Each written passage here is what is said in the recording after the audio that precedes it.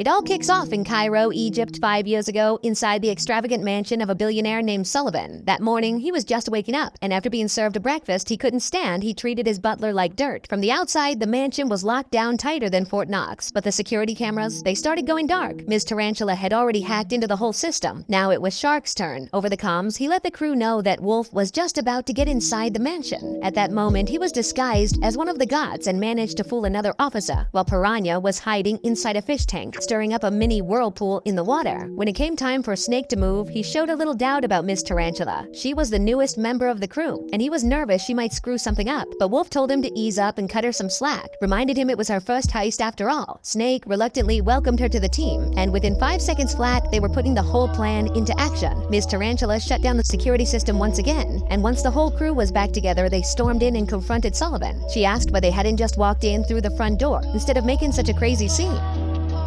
To which the others replied that doing it this way gave their heist a whole lot more drama. Sullivan called them monsters, which got Wolf real heated. He showed his claws, and just when it looked like he was about to attack, he froze. His eyes locked on Sullivan's car. He said that ride was one of a kind, and he'd give up just about anything so long as they didn't lay a finger on his beloved vehicle. Ms. Tarantula didn't get why they went through all that trouble just for a car, but Wolf explained that when it comes to a heist, it ain't about the loot. It's about showing the world how incredible they were as a team. Sullivan added that the car had never even been driven and asked him to be a little more careful with it. Right then, Snake coughed up a bomb, and when the timer hit 0, it didn't explode. Instead, it set off a blast of colorful confetti. The crew made their getaway through the window, breaking their fall with a giant balloon shaped like Sullivan's head. That's when the Egyptian police started tailing them. To keep civilians out of harm's way, Wolf pulled off a wild maneuver behind the wheel. Ms. Tarantula, annoyed, complained about how dramatic his driving always was. He told her he only drove like that when the moment truly called for it, and today, no question, it definitely did. Their only way out now was the bridge. They used the traffic jam to push forward, knocking over a couple of the cops' motorbikes along the way. In the end, all the bikes got bunched up, and when they tried to cross, they realized the cops had him surrounded. Ms. Tarantula suggested using the ramp. While Piranha nervously whispered a prayer, Wolf stuck to the plan. From a crane, she jumped in right on time and got him out of trouble. From that moment on, Ms. Tarantula was officially part of the crew. Wolf, all excited, said he'd never drive another car in his life. Now in the present, he was driving an old busted-up car that was falling apart bit by bit. When he finally managed to park, Wolf turned to the audience. He said everything was going well and that after so many years, they were getting the gang back together. In their last mission, they'd made new friends, taken down Marmalade, and shocked the whole world by turning themselves in. Life in prison wasn't all bad. At least they stayed together. According to him, the only way to grow is to leave all the bad stuff behind. Now both him and his friends were trying to reform and become part of society. Wolf was looking to land an honest job, and that day he had a job interview. He was trying hard to stay optimistic. The guy in charge asked if he really wanted to work at the same bank he'd robbed 3 times.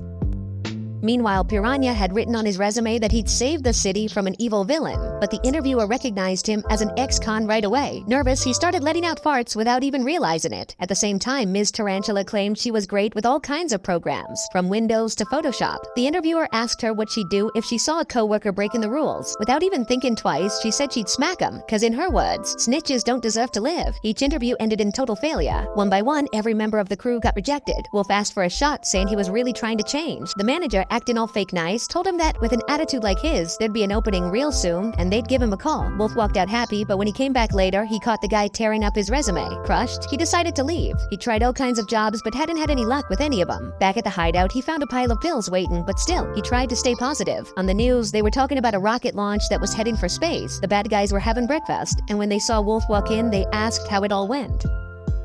He was trying to stay positive and quickly changed the subject. Ms. Tarantula, clearly amused, started teasing Piranha, saying his interview was hands down the worst one of all. Wolf asked him to stay optimistic, reminding the crew that life's full of obstacles, but it's still worth pushing through. Shark asked what they were supposed to do now that the media was linking him to some new criminal known as the Phantom Bandit. Wolf didn't get what he meant until he turned on the TV and saw the latest moves made by this mysterious thief. He had stolen 3 priceless items, but in his last heist, the guy left a little surprise for his viewers. When they opened the box, it exploded in a confetti bomb, the exact signature move the bad guys used to leave behind. Now the media was starting to believe the bad guys were back in business. It all started when a reporter complimented Wolf's new pompadour, and Chief Grunion declared with absolute certainty that it had to be them. Naturally, the crew wasn't thrilled about the accusation. Ms. Tarantula wondered how they were supposed to start fresh if they kept getting blamed for every bad thing that went down. That's when Snake showed up, looking all cheerful, wearing a smile so big it freaked everyone out.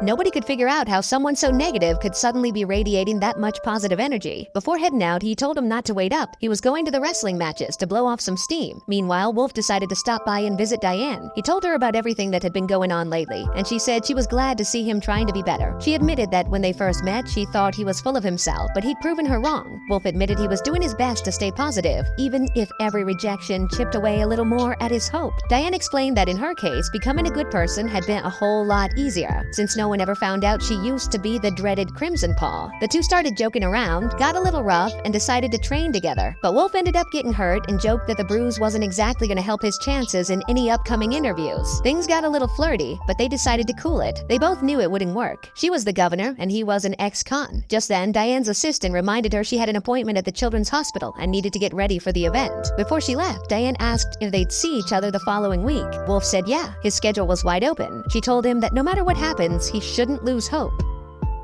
He had to give the others a reason to trust him, and once he did, everything would fall into place. Besides, she said with a smirk, he really needed to work on that left hook. As he stepped outside, Wolf caught a fresh interview with Officer Gruñez on TV, which sparked an idea. Maybe there was a way they could win the public over. Back at headquarters, Gruñez was eager to close the case as soon as possible. One of her subordinates let her know her visitor was already waiting inside. When she walked in, Wolf greeted her. Surprised, she wondered what the hell he was doing there. Now that she had just been promoted to commander, Gruñez was trying to reorganize her office, and after noticing her board had been moved, she rushed to put it back in its proper place. Wolf told her that, even though they had their share of differences, maybe they could find a way to work together. She wanted to crack the case. He wanted to prove to the world that he could be one of the good guys. The only way to earn anyone's acceptance was to catch the Phantom Bandit. Gruñez considered calling Diane, but Wolf encouraged her to go ahead. After all, it was Diane who'd given him the idea in the first place. When they looked deeper into the case, they realized the system had been hacked right before each heist. To figure out where it was done from, they'd need the help of someone with serious hacking skills. So they reached out to Ms. Tarantula, who gave her take. The hacker didn't act alone. There was someone else involved, an inside man.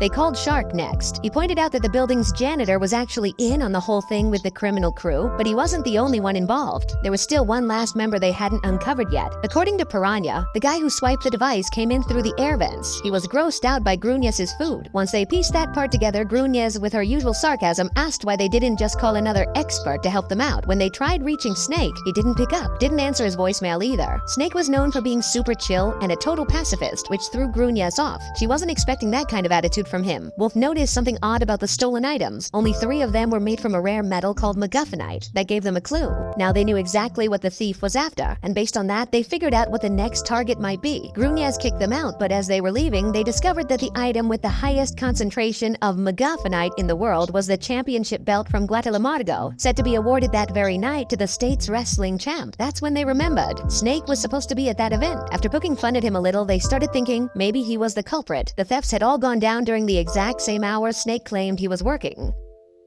If he gets caught, Snake's going to jail. Right then, Grunt calls him. She was in a good mood and warns him the thief's gonna strike that night. Shark, freaked out, tosses the phone. Wolf suggests they rescue their buddy, but Piranha insists they tear him apart piece by piece. In the end, they all decide to hit the event determined to save Snake. At the stadium, the annual champ, El Guapo, is fighting off his challengers. As they pull up, their car gets trashed. While looking for Snake, they notice the place is packed. There's food stands, flashy cars, wild wrestling outfits. Grunt's there too, smiling wide when she sees him, but Shark knocks her out cold, and they leave her unconscious in the restroom. The crew sets out to find Snake, and once they spot him, they all jump him. But he ain't alone. His girl Susan is right there with him. The two of them are acting real lovey-dovey. Ms. Tarantula thinks she's his lunch, but Snake clears it up. Susan's his girlfriend. They all start roasting him, but Susan knows exactly who they are. When El Guapo beats his opponents, the ref's just about to hand him the belt when a new wrestler steps into the ring. Wolf realizes the Phantom Bandit is actually this new fighter. Just as she's about to attack El Guapo, the gang confronts her.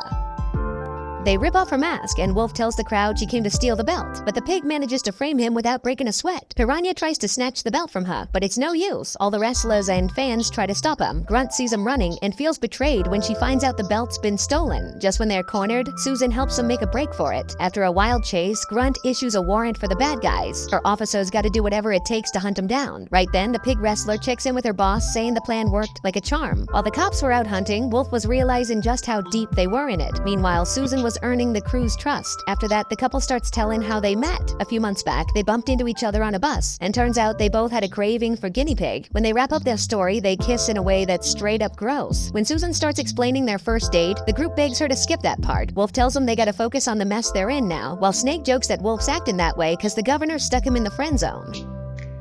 During a press conference, reporters ask Diane if she's going to issue a warrant for the criminals, but she chooses not to answer. Right then, she gets a call from an unknown number. Realizing it's Wolf, she asks him what's going on. He tells her the truth and explains it was all a setup and now they need her help bad. Diane asks for a clue that'll help her assist him, and he mentions the treasures of Megafinita. For now, he's got to stay in hiding. Very soon, she plans to visit someone she knows who's got info on that mineral. Wolf thanks her for helping out, and once the call ends, Diane says she's heading to see Marmalade. Back with the crew, everyone's knocked out cold. Wolf can't figure out what happened, but in that moment, Susan sedates him. Before passing out, Wolf hears her speaking to her boss again. When they wake up, they're all tied up and gagged. The Phantom Bandit shows up and starts telling a story. A long time ago, there was a fearless wolf. Then she properly introduces herself, names Kitty Cat, and she ain't alone. Pigtail's with her, and so Susan, but that ain't her real name. It's Shadow. Snake, seeing her, feels crushed. He realizes everything they had was a lie.